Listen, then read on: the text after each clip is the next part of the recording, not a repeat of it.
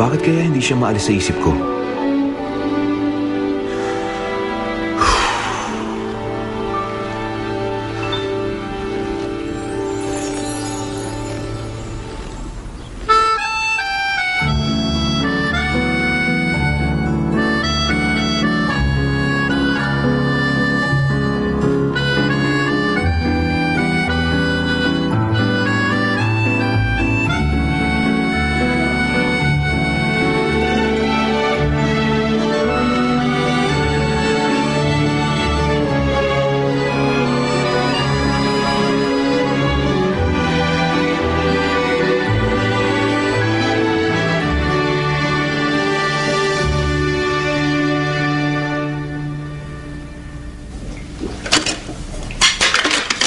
Gusto mo lagyan ko ng sabaw? Oo. Ang sarap din palang magkasakit eh. Pwede ba? Huwag ka nga magsalita ng ganyan. Nung nasa coma ka pa. At mag-isa lang ako dun sa bahay natin. Lagi na lang ako umiiyak. Dahil wala kang tagahugas, no? Pwede ba tigilan mo nga yan? At natatakot kang mag-isa sa banyo, di ba?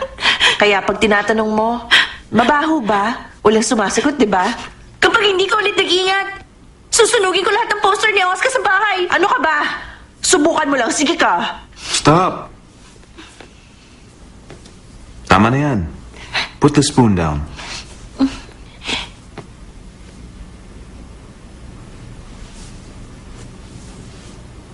O sige, maiwan ko muna kayo dito, ha? Papasukin mo na muna si Secretary Kim. Ha? May tao doon?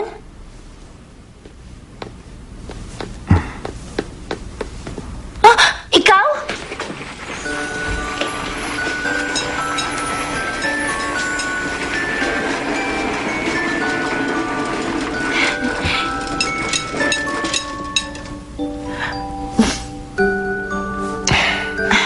Hindi naman siya masyado nagbago, no?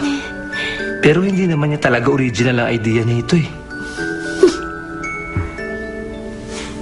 Close ba kayo? Ay, pero mas close po kayo. Tayo na. That fool is my assistant. Tulog siguro ako nung na-hire yan. Ngayon ka lang siguro makakakain ng ganyan. Okay lang na mabigla ka. Yun ang gusto kong mangyari.